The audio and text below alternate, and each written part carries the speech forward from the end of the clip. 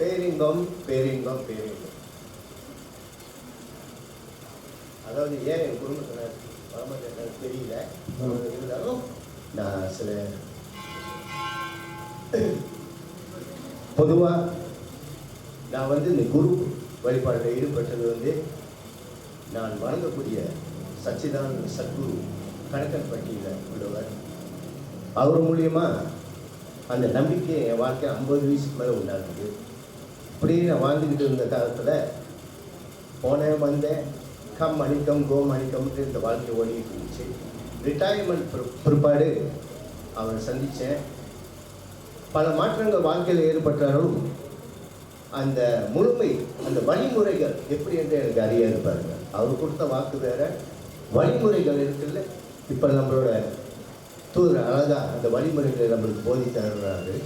அதே போல் இவர் அறிமுகப்படுத்துறது எனக்கு நெருங்கிய நண்பர், குருவானவர், வாத்தியாராக இருக்கிறார்.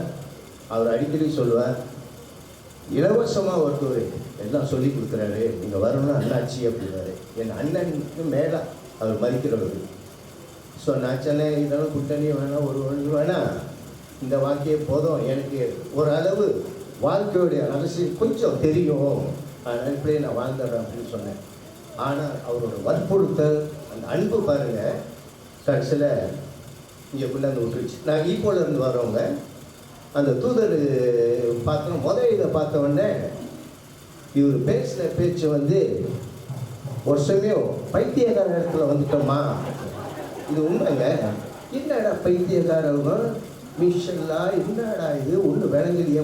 இது விளங்கலை, பார்த்தேன், இது சரி இன்னமோ அப்படியே. ஆனால் அங்கே உண்மை இருக்குன்னு ஒன்று உணர்வு விட்டுருச்சு. சரி அப்படின்னு தொடர்ந்து நான் வர வர வர வர அந்த உண்மையை உணர்ந்தேங்க. முடிவாதவு தான் ஒன்றும் பெருமாதமான இருந்தேன். உடனே என் மகன்கிட்ட சொன்னப்பா, அங்கே ஒருத்தர் இருக்கிறாரு தூதர், அவர் தன்னை குருன்னு ஏற்றுக்கிறதில்ல, தூதரா சொல்கிறாரு அப்படின்ட்டு மகன்கிட்ட சொன்னேன். என் மகன் கதிரேஷு எனக்கு தெரியும்ப்பா அப்படின்னா. எப்பறம் அவனுக்கு தெரியல, அவனுக்கு அந்த என்னை விட அவங்க என் குடும்பத்தில் உள்ளவங்க தெரிஞ்சு பெற்றவங்க, அந்த உணர்வு ஆன்மீக இதெல்லாம் அவங்களுக்கு இயல்பாகவே வந்துருச்சு போடுது. எனக்கு தெரியும்ப்பா, அந்த சில வடிவத்தில் முனீஸ்வரர் சிலை அந்த கோயில் தானே அப்படின்னா. மகன் வந்தான், கேட்டான். பின்னால் அம்மா அக்கா எல்லாரும் அவங்க பின்னால் கவர்ந்து விட்டுட்டாங்க. என்ன ஒரு இதுன்னா, முதல்ல புரிஞ்சுக்கிறதுக்கு இந்த வழிமுறைகள் கொஞ்சம் கடினமாக இருக்கும். படிப்படியாக பொறுப்பை வேணும்னு சொல்கிறாங்கல்ல. சில சமயத்தில் அவர் இப்போ இன்றைக்கி உபதேசம் கொடுக்க கூட எல்லாம் தகா பண்ண முடியல, அங்கே உட்கார முடியல. ஏன்னா அவ்வளோ எப்போ முடிவுண்டான்னு சாமி அப்படின்னு தான் நான் நினச்சிருக்கிறோடைய, இன்னும் அந்த பக்குவ நிலைக்கு நம்ம ஏற்றுக்கிற பக்குவம் வரலன்னு நினைக்கிறேன். ஆனால் வந்துடும், கூடிய சீக்கிரம் வந்துடும். அதுக்காக தூதருக்கு நான் நன்றி செலுத்துகிறேன். ஏன்னா அவர் பேசுகிற பேச்சு சில சமயத்தில் விசித்திரமாகவே இருக்கும். ஆனால் உண்மை இதான் அந்த சத்தியத்தோட வழி. எனக்கு கணக்கன்பட்டி சச்சிதானந்த சத்குரு கொடுத்த உபதேசம் கொடுத்துட்டு போயிட்டாரு.